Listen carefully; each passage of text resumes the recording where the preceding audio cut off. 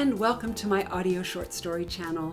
Today's story is Mr. Wendell's Jesus. If you are a parent with young children and you've been sharing these stories with them, this is one story that I encourage you to listen to first because it does involve some childhood trauma. Here's the synopsis. When a traumatic childhood memory surfaces in Ava's life, her neighbor, old Mr. Wendell, is there to help her face her past and her weaknesses. Enjoy the story.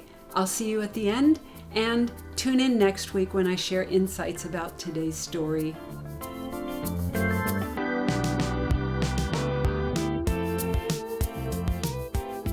Mr. Wendell's Jesus, a short story by Janet Keller Richards. Copyright 2023, all rights reserved. I climbed the stairs to my duplex and juggled the folders in my arms so I could grab my house key. As usual, my elderly neighbor was sitting on his side of our shared porch. I've known him for a year now, and though at first I wasn't too sure about him, I'm convinced he's a good guy. He's sort of like a grandfather and a sage and a teddy bear all rolled into one. And since my family lives 4 states away from me, it's kind of nice to have him next door. I smiled at him. "Hi, Mr. Wendell. How are you this evening?" Holding his signature glass of lemonade that he makes from real lemons, Mr. Wendell smiled a warm teddy bear smile and said, "Well, Ava, I am just fine. How was your day at the office?" "The usual," I said briefly. Mr. Wendell pointed at the folders I was holding. "And I see you have work to do again this evening." "It's the bane of my existence," I answered with a frown. I liked my work as a human resources associate, but I unequivocally detested having to bring work home with me, and unfortunately, it was happening far too often. "That's too bad," he said. "After sitting in an office all day, you need to be out in that flower garden of yours playing in the dirt." "I would love that, but not tonight," I answered with regret. Mr. Wendell and I both love gardening. He grows vegetables, and I grow flowers. And since he lives alone, all summer long he's giving me tomatoes, cucumbers, zucchini, and other scrumptious vegetables from his backyard plot. I've offered him cut flowers from my beds in return, but he says he's just as happy looking at their beauty from over the small fence between our 2 yards. I waved at him with my free hand and pushed open my front door. "Have a good evening," I said. "Thank you, dear, and you do the same. Don't spend it all with your nose to the grindstone." I closed the door behind me and wished I didn't have to work again tonight. After changing into comfy clothing, I grabbed the TV remote to turn on the local news, and then pulled some of Mr. Wendell's veggies from the fridge to throw together a quick stir-fry. Through the onion and zucchini, I was deep in thought about the files I had to tackle later. But in the middle of slicing the carrots, a news story drew my attention toward the flat-screen TV in my living room. I stilled my knife and watched a reporter standing on the edge of a field of wildflowers that was surrounded with yellow crime scene tape. She was reporting live. "Around 11 o'clock this morning, an adult male suspect is accused of kidnapping 9-year-old Anna Smith from these fields behind her home." A photo of a little girl with long, dark, curly hair and an angelic smile flashed onto the TV screen. The reporter then pointed toward a cluster of trees near the field and said, "Police have traced male boot prints coming out of that stand of trees toward a spot in this field of wildflowers where the abduction is believed to have occurred." A phone number scrolled across the bottom of the screen as the reporter continued. "So far, none of the neighbors has reported seeing anyone or anything unusual in the area. If you have any information that can help police, please contact them at the number you see on your screen." I picked up the remote, muted the news, and began to simultaneously hyperventilate and break out into a sweat. Dropping my knife onto the counter, I sucked in one deep breath after another as images from a childhood memory played like a movie across my mind. I'd thought of the memory many times throughout my life, but before today it had always ended with me sitting in the lap of a stranger while he read a children's book to me in the back seat of his car. Now the memory was expanding, and I saw it all. The blanket, the darkness, the pressure, the terror, and the threats. I crumpled onto the floor and clutched my stomach, rocking back and forth and sobbing uncontrollably. Vivid images flooded my mind and sent pulsing shots of adrenaline through my entire body. The rawness of the pictures pushed my present reality far into the background, so at first I didn't hear the knocking at the door. But it persisted and got louder and then louder still, loud enough to finally shake me loose from the memory's grip and land me back in my kitchen. I looked down at myself. The top of my t-shirt was soaked with tears, and I was a mess. I rubbed my wet face with my hands and glanced at the front door where someone was still knocking loudly.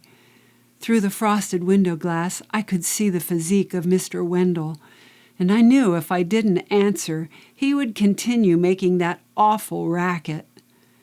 Pulling myself up to a standing position, I smoothed out my shirt and my hair, tried to rub any mascara from below my eyes, and then reluctantly unlocked and opened my front door. Mr. Wendell dropped the hand he'd been pounding with and looked at me with impassioned eyes and deeply furrowed brows. He may have been in his 80s, but his blue eyes still shone clear and strong, and at the moment they were practically burning a hole in my face.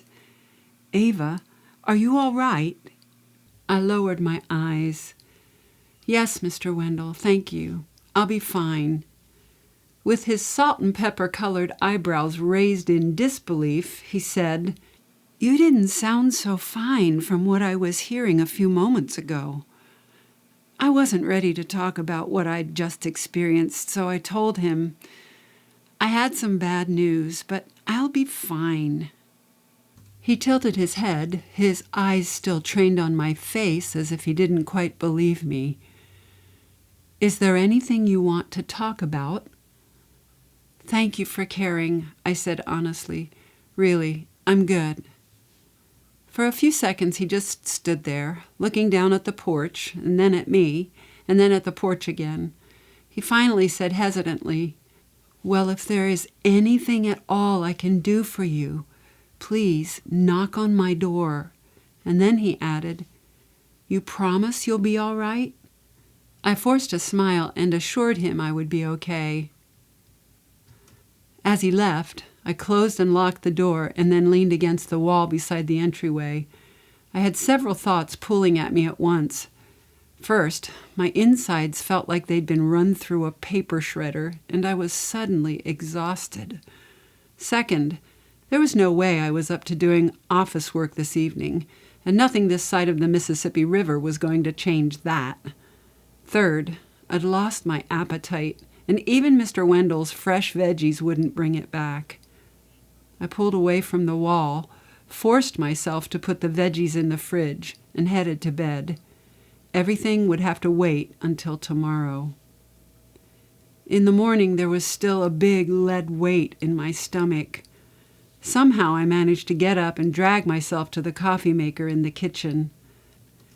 Staring numbly at the dark liquid streaming into my mug, I considered taking a sick day, but I decided work might help me manage the disturbing images that kept flashing through my mind.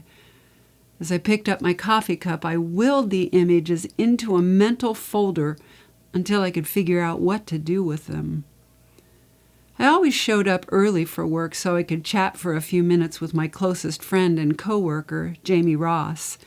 But today, I was 5 minutes late.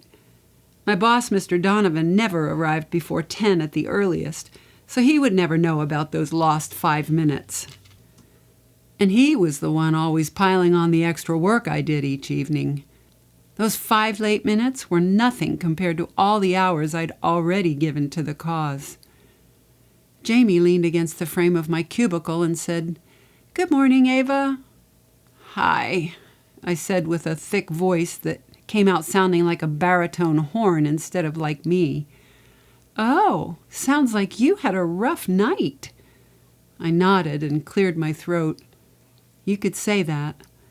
And I didn't get the folders done that Mr. Donovan gave me to do last evening, so I'll really have to push it today." Jamie's eyes grew big and her mouth dropped open. "The most conscientious worker in the entire company didn't get her take-home work done. What happened? Did your house burn down? Did Mr. Wendell die?" I smiled at her exaggerated images.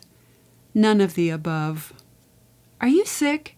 Your throat doesn't sound so great," she said. "No, I'm fine. I stopped and considered telling her about the memory, but talking about it would take too much time out of my workday. And anyway, I had begun to wonder whether the memory was real, or if I was just feeling sorry for the little girl in the news story. Maybe I was mixing her story with my own. Jamie roused me from my thoughts. Hello, Ava. You just what?" To placate her, I said, "I'll tell you at some point, but I have to get to work. I have a meeting about the company's new hires at 10, and Mr. Donovan wants these files on his desk by noon. So I really have to put my nose to the grindstone." Jamie smiled and said, "Mr. Wendell phraseology strikes again." Yeah, well, sometimes a grindstone against my face is the right image.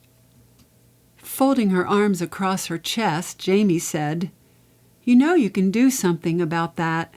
You say the word and we'll walk into Mrs. Green's office and tell her how your lazy boss uses you to do the work he should be doing." I rolled my eyes and said, "Here we go again." "Ava," she started, and I knew she was about to launch into her usual rant. "For the 100th time, it's not right that you're taking his work home so he can play. He doesn't even come in until 10 or 11 in the morning, and he goes golfing 3 or 4 times a week. And when he does make an appearance here at the office, he spends half the day talking on his phone with his golf buddies." I did not want to have this conversation again. Not today. I looked at her and said, "I heard you, Jamie. Now I need to get to work."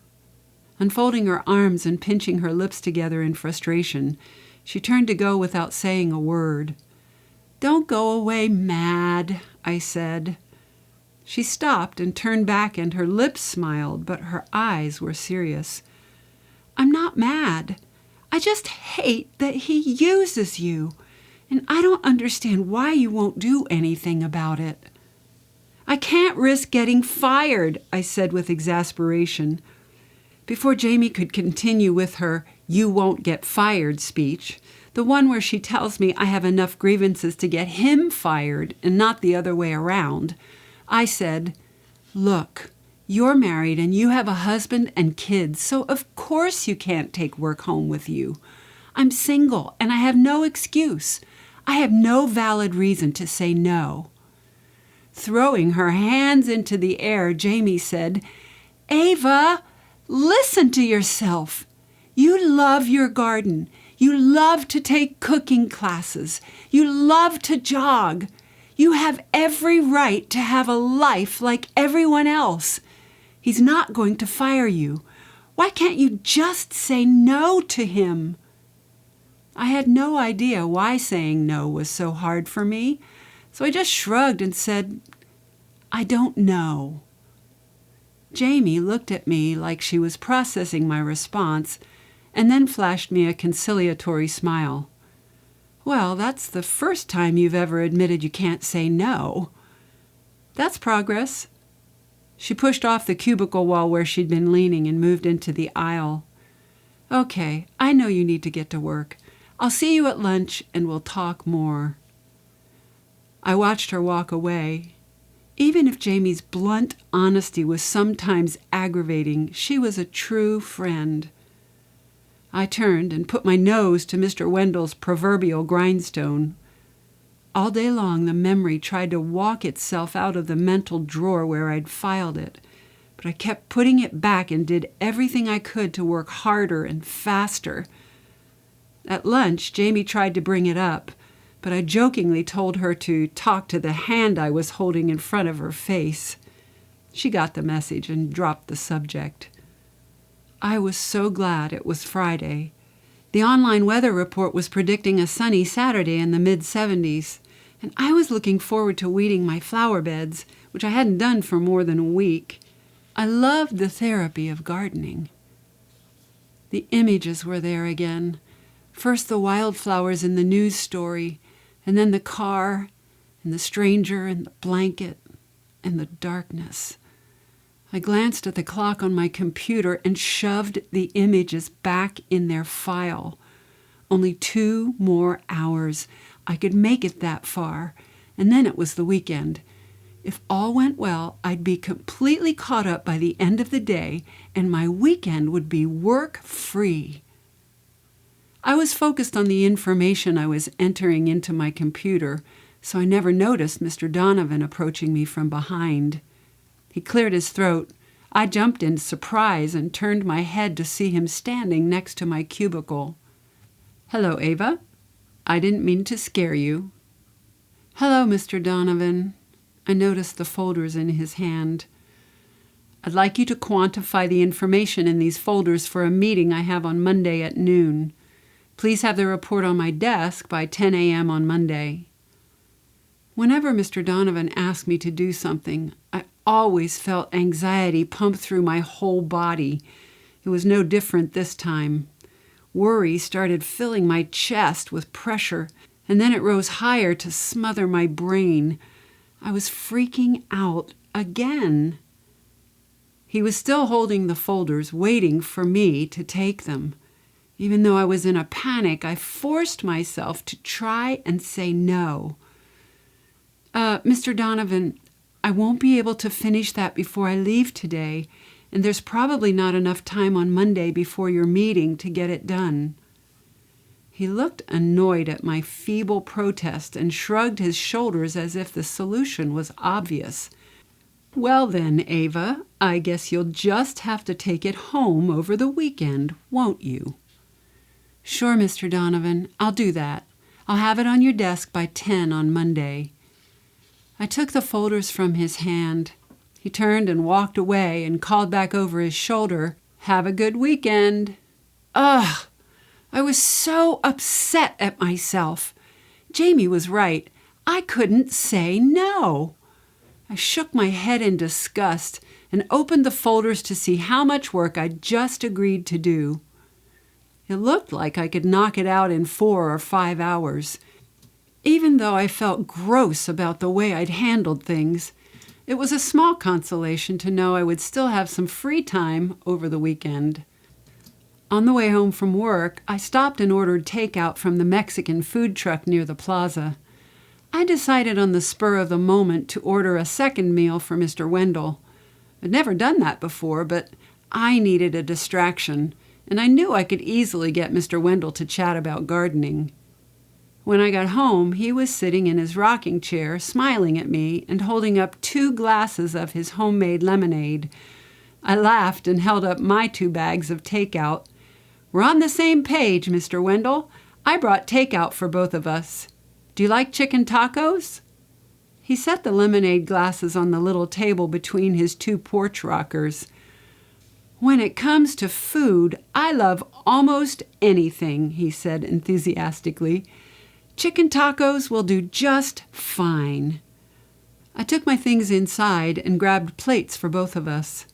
We sat in his rockers and ate and talked about the blight that was hitting his tomato plants and about our weekend gardening plans. As we were finishing up, he looked at me with his blue eyes and bushy eyebrows. "Ava, how are you doing with the bad news you received last evening?" I didn't want to lie to him, so I corrected what I had told him. "It wasn't bad news. I I hesitated and wondered how to tell him the truth without telling him everything. "Mr. Wendell, I was feeling really sad about something I remembered, that's all." Mr. Wendell never spoke until he was ready to say something. I liked that about him, and I was used to quiet spaces in our conversations. So when he nodded and said nothing, I just waited. I think I even hoped he might have some sage words to say that would chase away the sadness that kept creeping into my thoughts. After a while, he looked at me and said simply, "Why don't you tell me about it? It's Friday, so you can wait to tackle those folders you brought home, and I'm not going anywhere, so there's no hurry for either of us." I answered him truthfully, "Thanks, Mr. Wendell, but it's pretty personal." He thought for a few seconds and said with a smile, "I understand most of what we experience is personal." I grinned back at him until tears came up from out of nowhere and started spilling down my cheeks, and I sat there trying to fight them into submission. Sage Mr. Wendell said, "It does a soul good to let some of that sadness come out through tears. That's why God made them." I knew Mr. Wendell believed in Jesus and God, but he wasn't religious like the people who attended the church up the street. Those people told me if I didn't accept Jesus, I was going to hell.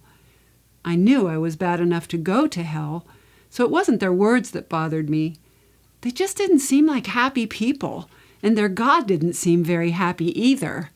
But Mr. Wendell, he was one of the nicest people I knew, and his kindness was as steady as they come.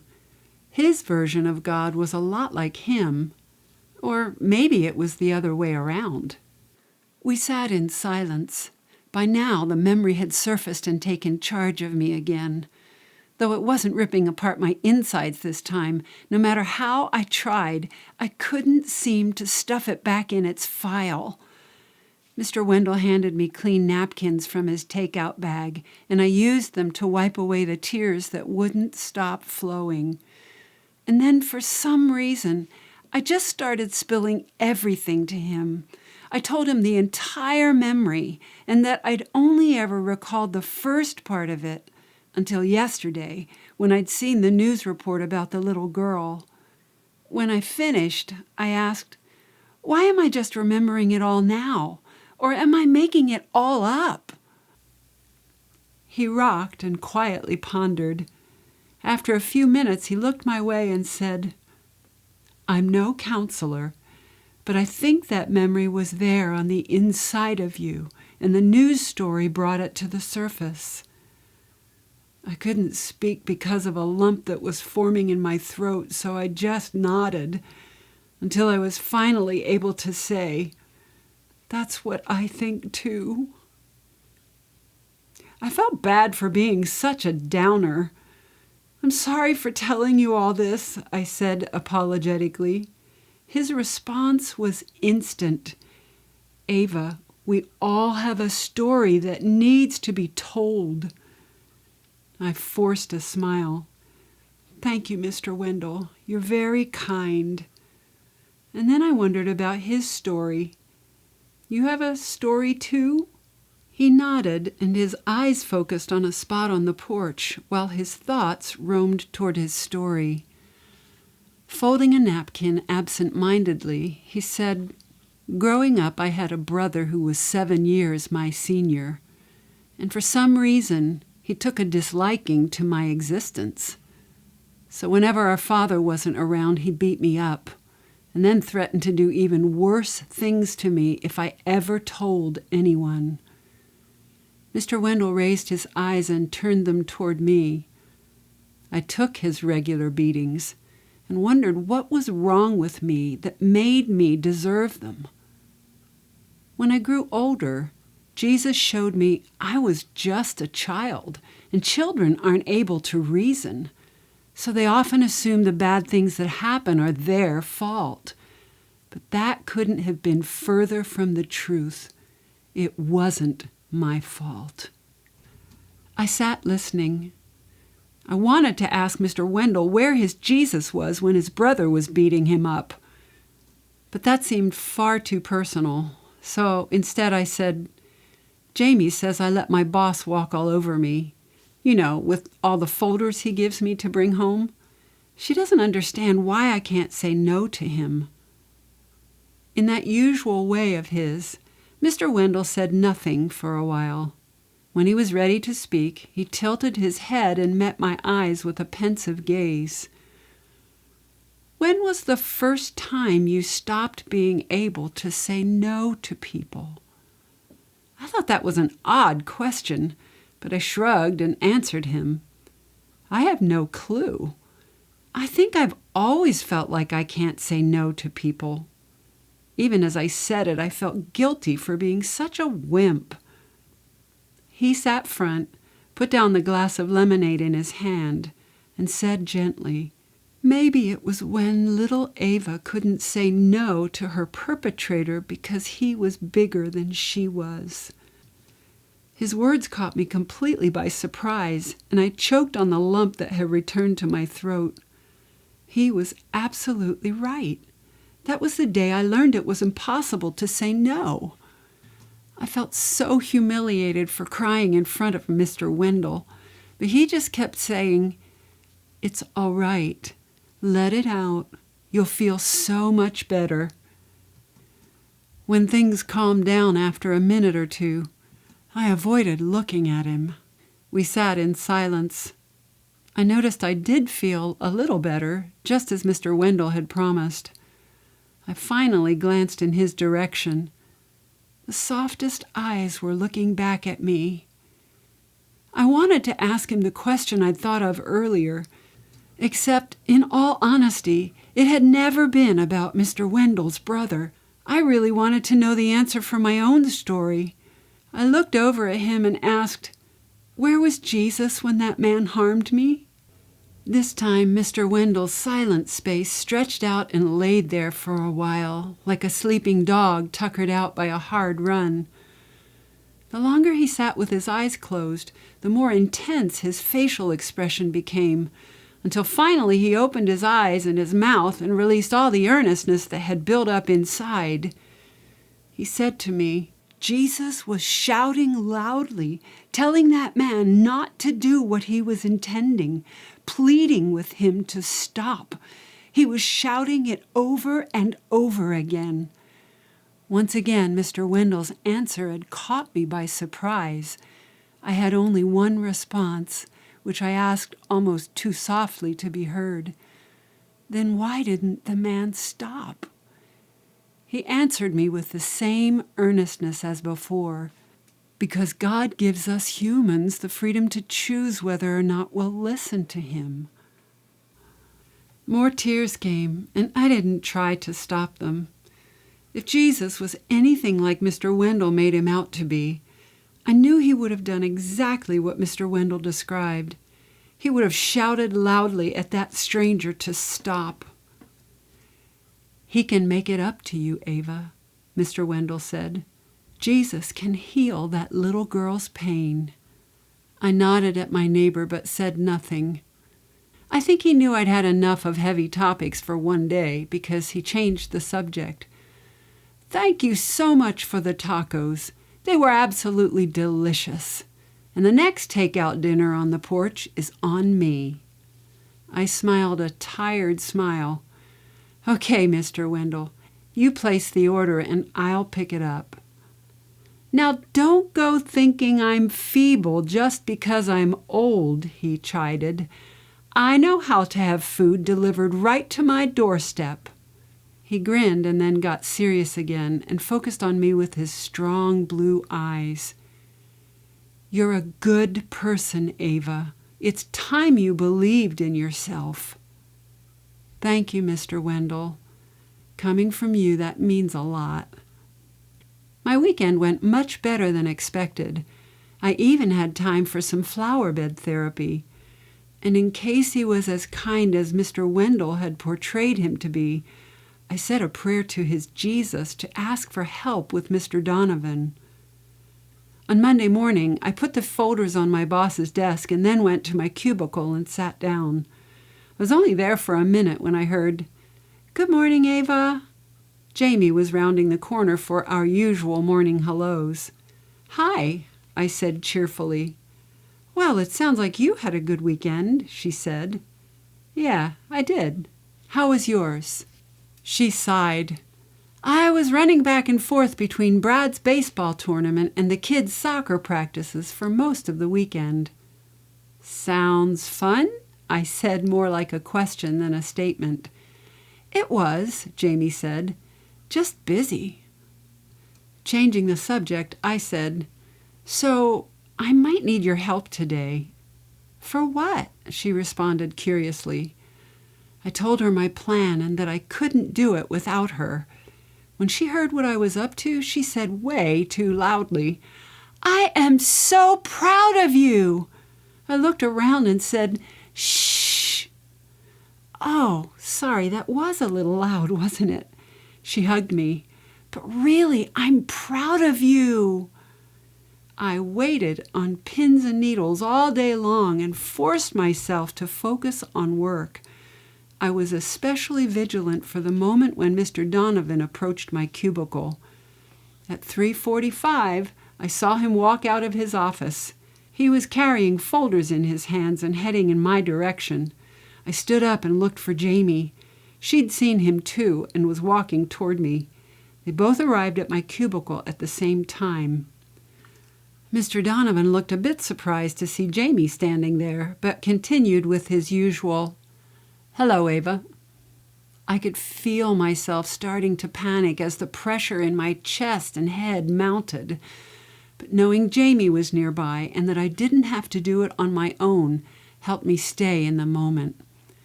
"Hello, Mr. Donovan. How was your weekend?" I asked. I didn't usually ask him about his life, so he sputtered a little when he answered, "Well, it was good. How was yours?" My heart was thumping in my chest, but I answered, "It was good. Thanks for asking." He got down to business. Holding the folders out to me, he said, "Ava, I'd like you to look at these stats, analyze the employee turnover rates for the company, and make a graph that shows the current trends. Please put it on my desk in the morning."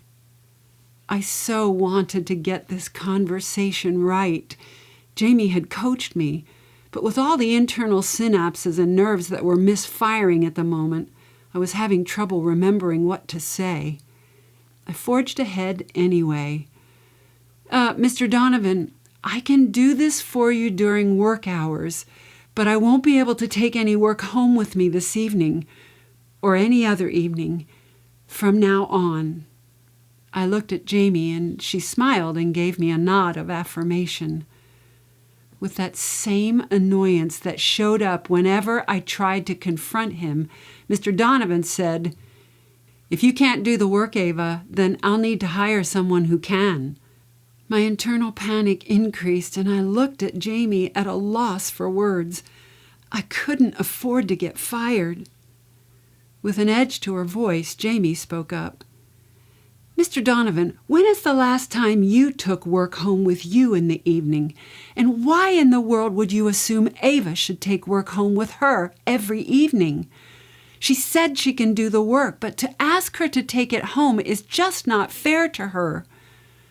With his habitual annoyance written all over his face, he turned to Jamie and said, "This has nothing to do with you, Jamie. I'm talking to Ava." He turned back to me and said, "Do what I've asked or find another place to work." He stood there holding out the folders, expecting me to take them. This wasn't going as I'd hoped. All my senses were on overload, and I was melting down inside. Jamie would have none of it. She crossed her arms like she always does when she's putting on her challenge hat, and said loudly enough for people in cubicles around us to hear, "Well, maybe we need to talk to Mrs. Green and file a grievance that lets her know how often you ask Ava to take your work home, and how often you come in late in the mornings, and how many times you go golfing during the week, and how long you're on personal phone calls when you're here at the office. She might be interested in those details about your work habits." Mr. Donovan's face blanched white, and I'm sure if he'd been a cartoon character, steam would have been coming out of his ears. He looked at Jamie and then at me and turned abruptly, taking the folders along with him as he left. Through the glass walls of his office, we watched as he sat down at his desk, opened the folders, and began to study their contents. He started working. I was still worried that Jamie had just gotten both of us fired, until 3 other people stood up from nearby cubicles and quietly applauded her. Then they started talking over each other, pouring out their own accounts of how Mr. Donovan had tried to overload them with work. They were all miffed at his lazy bones. Jamie looked around at our co-workers and said to me, "See, you're not the only one with grievances. There's no way Mrs. Green will let you get fired because your complaints are justified." She used her chin to point at Mr. Donovan and said, "And he knows you're in the right." On the way home, I thought about Mr. Wendell. I couldn't wait to tell him about Jamie's boldness and about the grievances that 4 of us had filed with Mrs. Green. He was sitting on the porch as I pulled into my driveway. I walked up the stairs and looked up to see him holding 2 takeout containers. "Hello, Ava. Dinner's waiting." Before I could respond, he cocked his head and said to me, "No folders this evening." "Mr. Wendell, you're not going to believe what happened today." We sat down, and while we ate, I told him about Mr. Donovan and the reason I had no folders with me. By the time I'd finished sharing, he was smiling from ear to ear. He held up his glass of signature lemonade in a toast to me. "Ava, I couldn't be more proud of you." "It wasn't me," I protested. "It was all Jamie. If she hadn't been there, I would be doing Mr. Donovan's work again this evening."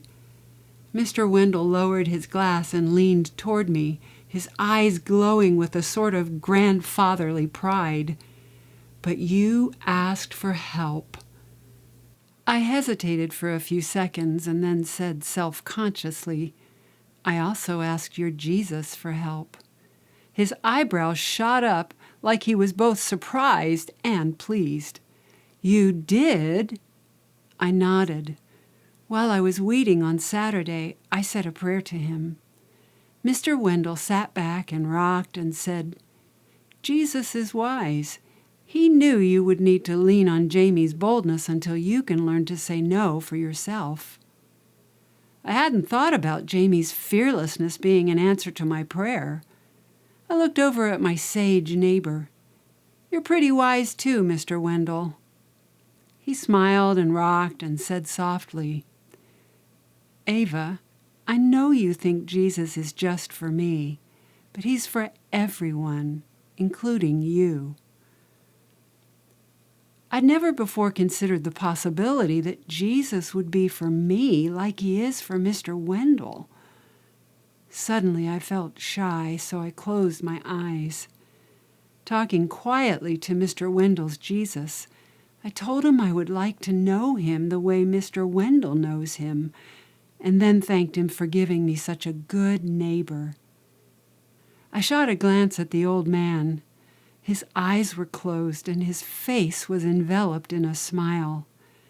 I shut my eyes again and drank in the calm that was filling the silent space on the porch.